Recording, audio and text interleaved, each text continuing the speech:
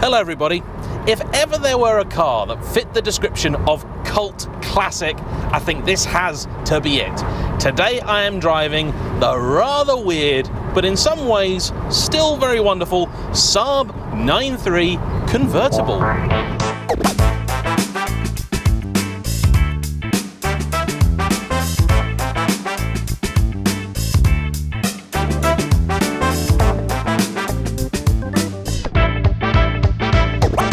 For somebody of my generation in particular, Saab has always been a bit of an odd brand. I still recall very well when they were still in business, but I don't really remember there ever being a single Saab that I looked at and went, yeah, I want one of those. And I wasn't really the sort of person who said, nah, that's not for me, that's just a Vectra in drag. That being said, if they were still around today, they'd probably use that as their marketing tagline, because drag has become rather trendy.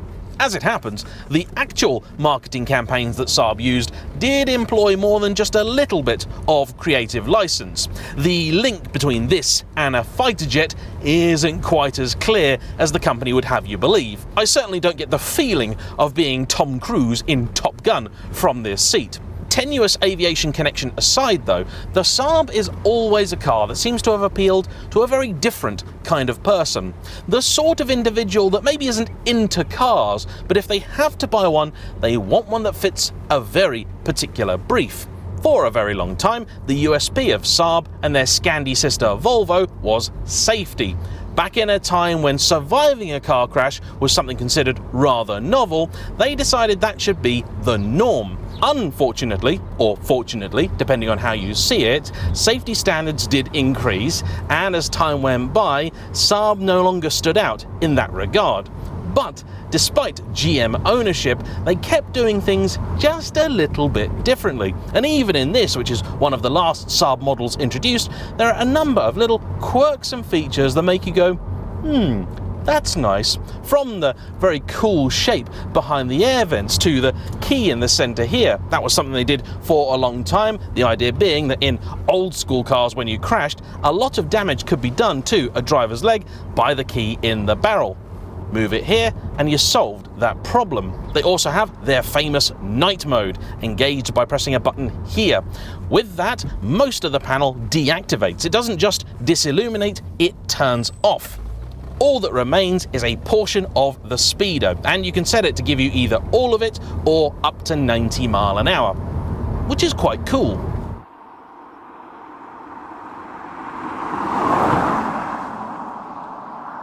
The Saab range consisted of a number of different models in its last decade, but the two main ones were the 9.3 and the 9.5. The 3 was the smaller and the 5 the larger. I actually owned a 9.3 once upon a time, a heavily modified 9.3 TTID, a 2011 example, one of the very last of line. It seemed like a good idea at the time, but I never really got on with it, and I blame myself for that. I bought a car that was modified in a way that really did not match my sensibilities. I didn't particularly enjoy the experience, but I take responsibility for that one. The 9.5 was and remains an excellent all-round car, particularly if you're looking for affordable, economic, reasonably reliable transport with lots of space in it. The estate version in particular is absolutely brilliant. You can essentially camp in the back of it, and they are very comfortable, very enjoyable cars to drive if you want a smooth, comfortable ride. Now that's exactly the sort of thing you get here. This is not a sporty car, it's not even the sporty version of this car. It's more or less as far as you can get from it while still burning petrol. Let's actually take a moment to look at exactly what it is I am driving today and ponder exactly who would buy something like this, because it's a very mismatched car. On the one hand, you'd say, the sort of person that buys a Saab wants something a little bit safe, a little bit sensible, practical, with a few nice features that set it apart from the rest. So buying a Saab in of itself, I totally understand. Buying a Saab saloon or estate car, I totally understand. But the convertible, less so. In fact, to be honest, I don't really understand this category of convertible at all. Small, two-seater, sporty stuff, I totally get. MX-5, 911, TVRs, all that sort of stuff. I get it. There's an experience you get with them that really enhances the drive. They are fabulous and they are designed for it. But a big car like this, you make it into a convertible and first off, you ruin the looks. Roof up, they just don't look good. They will never look good, simply not going to happen. Next, you knacker the torsional rigidity. Even driving this car very gently and softly sprung as it is, you can feel this is not the most rigid of cars. Third, you compromise your practicality. The rear seat space suffers. You can get only 2 people in the back of this, and the boot is reduced as well. Handily, with this roof up, you do have a lot more storage space, but roof down, it is fairly limited. Not quite as extreme as, say, the Maserati Gran Cabrio, but it's not brilliant. Inside, this is hardly a luxurious car. Yes, there are some nice touches, quirky features, the world's best cup holder. But beyond that, it's cheap, scratchy plastics. I mean, this you could do yourself a nuisance on. It's not plastic, I think it's some sort of weird mottled vinyl. The seats, I do believe, are leather, but they're not heated. This is the Vector trim, and to be honest with you all, I don't really know what that means. I've never fully understood Saab trims. You've got Arc, Vector, Linear, Aero, and I've been told the order they're supposed to go in, which probably isn't that one. But then I see cars and I don't really understand how it all makes sense, if it makes sense. So if you happen to understand Saabs and you know what you're talking about and what I don't, please do pop into the comment section down below and explain things. I'd very much appreciate it.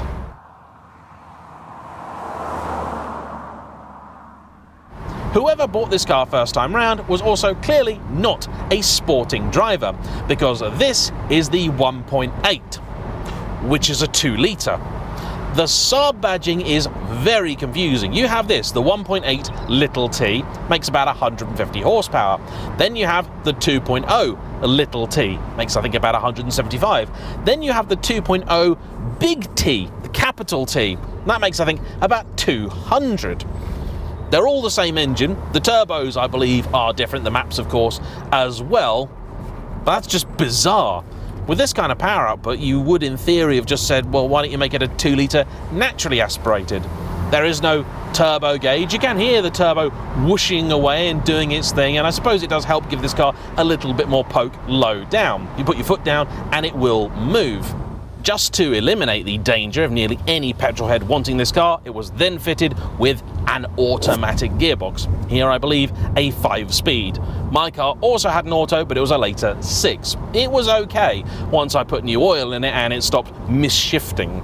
That was terrifying. What I really don't understand is that the person who ordered this clearly didn't want a particularly sporting car. They clearly didn't want something too flashy and showy because they were buying a Saab, but they then had it painted in this lime yellow. This is a factory colour. This is how the car has always been.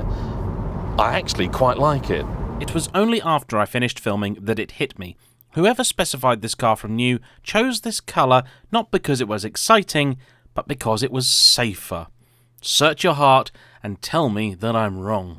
Even stranger, though many cars of this period have begun to disappear from our roads at a rapid rate, the Ford Mondeo, the mighty E46 BMW, no longer a common sight, the 9.3 convertible is still very much alive and kicking, and they must have a real following. If you are a big 9.3 convertible fan, hop into the comments, tell me why, I would love to know. I can tell you why this car's owner has bought it. He also owns an Aston Martin Virage, the 2011 one, the exact car that was on the channel a while ago. And he had set about buying, of all things, an Austin Allegro, because he's always wanted one, bid on one at auction, but the price went just too high.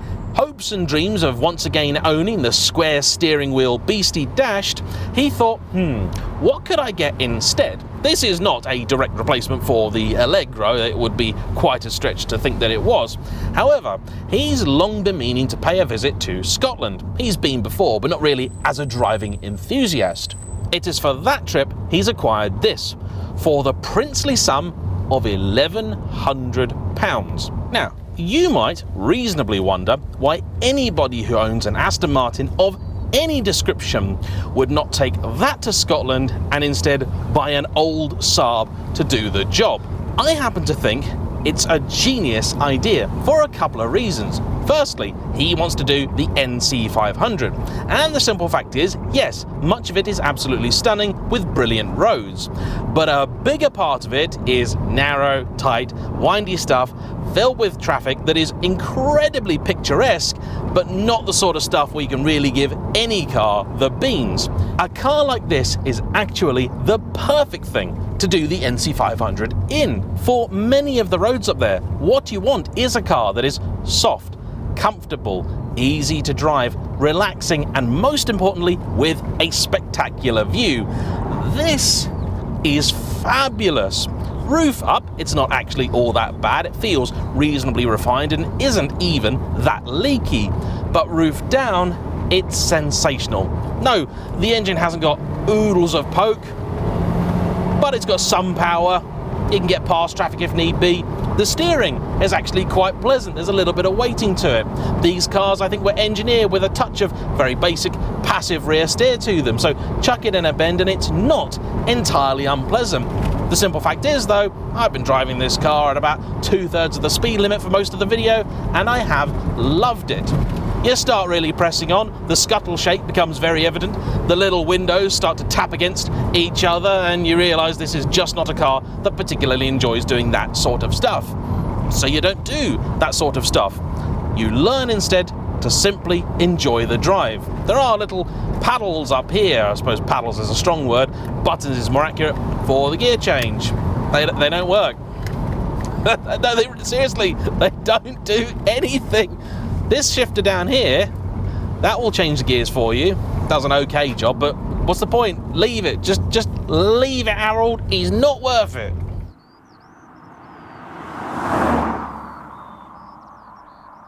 This car also happens to have a beautiful, if somewhat tragic story attached to it. Robert is the car's third owner. The first I don't know anything about, but the second we do, because it was bought by an elderly gentleman as a present to his wife, and for 12 years they owned, loved and enjoyed this car, frequently driving it down to the south of France. And I have this fabulous image of this old couple in a lurid yellow Saab driving down to Nice or Cannes or whatever and just enjoying life together. Unfortunately, the gentleman passed away not that long ago, and his wife simply couldn't bear to look at the car without him in it anymore. Her friendly local Saab dealer agreed to help move it on at no cost. It was only £1,100, not exactly a lot of margin in this car, and that's when Robert found it. He has named it Valerie in her honour, and he intends to continue enjoying it at every given opportunity. And this car really is a reminder for me of several things. Apologies if you're expecting a particularly in-depth review of the car today, but given its history, ripping it to shreds, which I could easily do if I wanted to, just feels wrong. And that's really what this car does to you. It's one of the reasons I love it so much. It just relaxes you. It chills you out. The weather is glorious. It is a spectacular day. There was a thunderstorm last night, which is why the roads are a little bit damp in places. How fast this thing goes around a bend is of absolutely no concern to me. It's very pleasant, it's very quiet, wind noise isn't really a problem in here. It's a shame you don't have heated seats and the stereo is very, very old school and a little bit infuriating on occasion to use, but that isn't the point. The point of this car is that you don't need to spend big money to create very, very happy memories at all. In fact, some of the most memorable journeys I've ever done have been in some of the cheapest cars.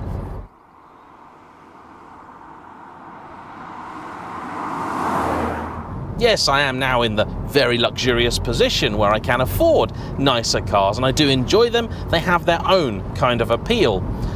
But in terms of just going out and enjoying a drive, this is fabulous. If it's a nice summer's evening and you're not in a rush to get to the pub, this is not a bad way to get there at all. And you can bring at least 2 more friends than you can in any of my Ferraris, which is nice. The brakes are quite smooth and progressive.